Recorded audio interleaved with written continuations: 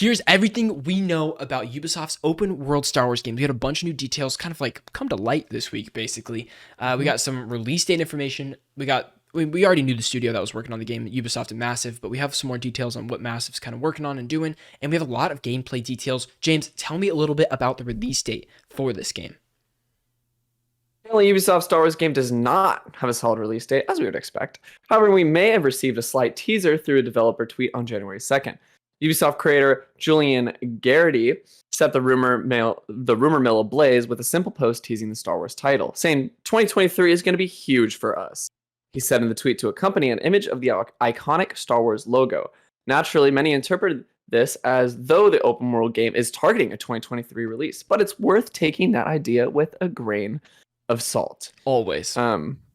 Could mean that they just want that revealed, that they just want it out in the open air in the world for people to chew on a little bit before it comes out. But who knows? We've talked before about short-term release windows. But we've known this in development for the last over a year. Like over a year and a half, which means they must have been working on it like a year and a half before that or something. It's like this game's deep in development process. So we have some more studio information here too, and that is Swedish developer Massive Entertainment is leading the charge on Ubisoft's open world Star Wars game, best known for their work on the likes of the Division series and the most recent South Park title, The Fractured But Whole. The team has now 2 ambitious titles in development simultaneously. Not only is Massive working on the Star Wars game, they're also responsible for the upcoming Avatar Frontiers of Pandora title too, both of which are set to incorporate vast open worlds, meaning they're no small undertaking. Can you imagine, James, a studio working on 2 of the biggest IP? Well, it's hard to say Avatar's the biggest IP, but it's making so much money. But these are giant open world games that they're working on right now. It's crazy. That's crazy. It sounds so exhausting. It sounds so exhausting. You are right. I'm going to get into some of the gameplay. While we haven't seen so much as a screenshot from the game, we do have some early details as to how Ubisoft Star Wars game will play.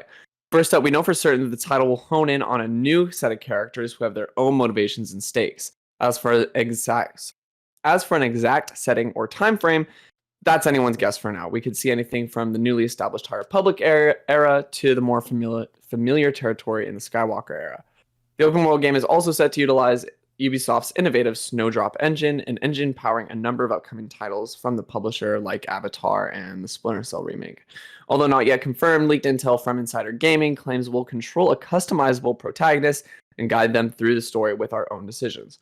Moreover, the report claims that players will be able to seamlessly jump between systems in a vast universe akin to how No Man's Sky presents its boundless galaxy. So, I sent this article to James over Twitter, and what did you say right off the bat, James? I said, and I made this motion with my hand. I threw my hand up and I said, I think open world games are a marketing scheme. Sure, tell me why. And I said that to be a little polarizing, but when they made that distinction of jump between systems in a vast universe akin to how No Man's Sky presents its boundless galaxy, I'm like, my very first thought is, so why don't just play No Man's Sky? You're telling me you don't want a Star Wars game where you can jump between planet to planet. You can just leave, the shipyard, fly up in space, do a little space battle, come down on another planet. You don't want that? I could literally just do that in No Man's Sky. It's there. That experience is there. Sure. It's just a Star Wars skin on a pre-existing game. And it got me thinking about game formulas, about how certain formulas exist for certain types of successful games. And keep in mind, No Man's Sky was not always a successful game. It took them a while to build back up to the point where it was well revered as a good game.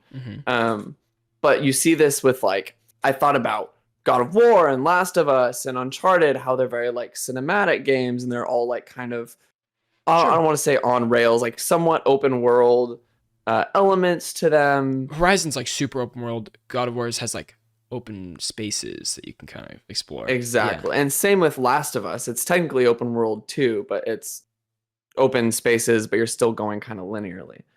I would say that's full linear for Last of Us. I would say, I'm thinking of earlier in Last of Us, when you're around Seattle and you're just like going, you know what I mean? That's like fully. That's like an explored like you have area. an idea. Yeah. Yes, exactly. That's what I'm referencing. Sure. And so I'm just like, if studios just want money and they see these successful studios doing their thing well, I think it's a misstep for them to just say, I see what they're doing is successful, so I'm gonna do exactly what they're doing and break. Well, like I'm just like, they break it down to a formula of we need X, Y, and Z, right, and then it will work. Like it has to work if we build the world this way and have a character that is customizable, and if we bring these like things that people say they want and just cater that to like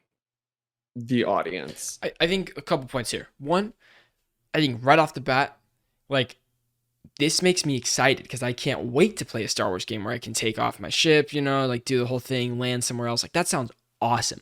But to your point, I think that open world, like you said, is used to market the game more than actually, like, it's a buzzword. It's a gaming buzzword. You hear open world, you're like, bing, light goes off. You're like, open world. Yeah. Like, oh, how cool. I love open world games. But no, people loved open world games in the glory days of open world games, which is probably the 2008 to 15 or so. Yep. Name 5 great open world games. I'm sure there is 5 great open world games in the last couple of years, but most of which are not good. That when an open world game releases, it is a map full of icons that you're just hitting, and there's no reason for it to be an open world. It would have been a tighter experience, something else and stuff.